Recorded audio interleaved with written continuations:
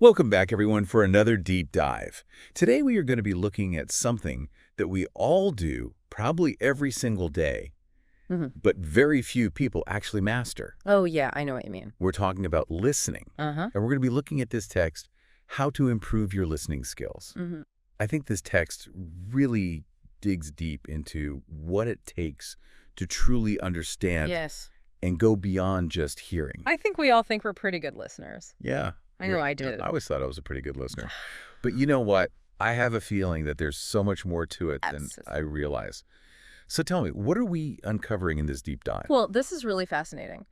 A lot of us, so many of us think that we are good listeners, but, effective listening is actually incredibly rare. And the text starts by asking, how good are you, really? Yeah. That's a great question. It is a great question. If you think about it, how many times have you been in a conversation and found your mind drifting? Oh, all the time. Or you're already thinking about what you're going to say before the other person's even finished. Oh, yeah. That is me sometimes, for sure. All the time. I can get really guilty of that. Yeah. But okay, so maybe we're not perfect listeners all the time. Yeah. What's the big deal? Why does it really matter?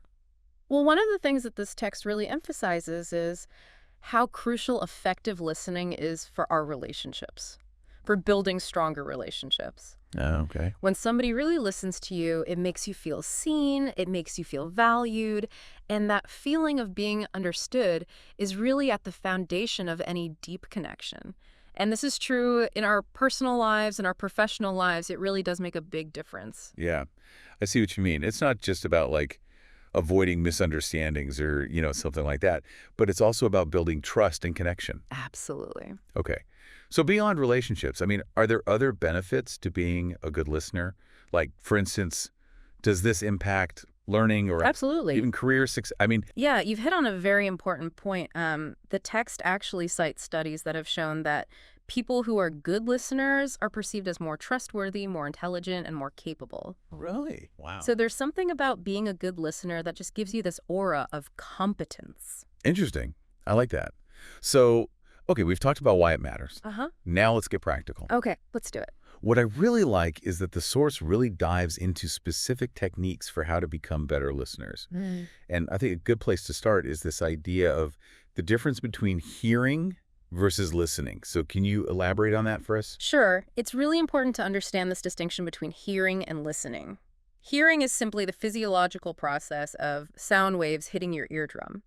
But listening is so much more than that. It's this active process of receiving and understanding and responding to what is being said. And it requires focus, it requires intention, and it requires a genuine desire to connect with the speaker. Wow. Okay. So it's about being present, not just physically, but mentally. Yes. Present. I'm starting to see where I can improve already. So the source also talks about minimizing distractions, like putting your phone away, creating this mental space where you can really focus on the speaker. That's such a good point. And it's about sending a signal to the other person saying, you are important. Right. I'm fully here with you. And this actually leads into the next point that the text makes about the importance of body language. Oh, yeah. Right. Those nonverbal cues like eye contact, nodding, having an open posture. These all seem like such small things, but I feel like they can communicate so much. They absolutely can. They really can. Think about a time when you were talking to someone and they were constantly looking away or checking their phone or they had their arms crossed. How did that make you feel? Not good. Not heard. Exactly. Not respected. Not heard or respected. And I feel like I do that sometimes without even realizing it. So I really do need to be more mindful of how I'm coming across. I think we all do. So we've talked about kind of the outward signs of listening. But what about the internal process? What about kind of the feeling? I think that's where empathy comes in. Absolutely. Empathy is this ability to understand and share the feelings of another person. It's about trying to see the world from their perspective, even if you don't agree with their viewpoint. Yeah, the text has this great line. It says, imagine yourself in their situation, feeling what they're feeling, experiencing the world through their eyes. Wow. It's like you're trying to get a glimpse into their reality. But isn't that hard sometimes? Yeah. Especially if you disagree with what they're saying. It can be very challenging, but that's where the real growth happens. Empathy isn't about agreeing. It's about understanding. And that understanding can help to bridge divides and foster a deeper connection, even in the face of disagreement. I like that. Empathy as a bridge. Yeah. Okay, so we've covered focus, body language, empathy.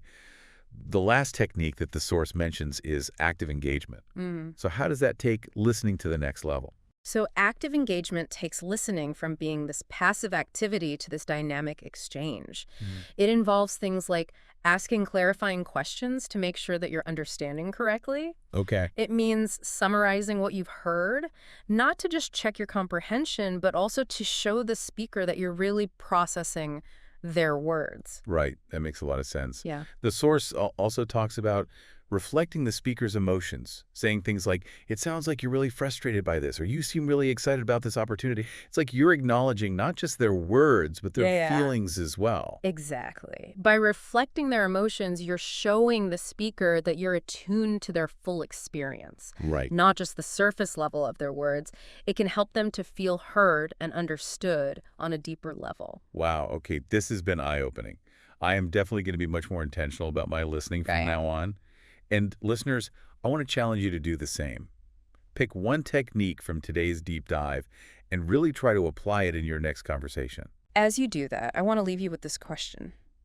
If listening can truly have this profound impact on our lives, on our relationships, on our careers, on our understanding of ourselves and others, why don't we prioritize it more? It's really something to think about as you continue on your own journey toward becoming a better listener. Very interesting question. Well, that's all the time we have for today's deep dive. Thank you so much for listening, and we'll see you next time. Bye, everyone. Bye.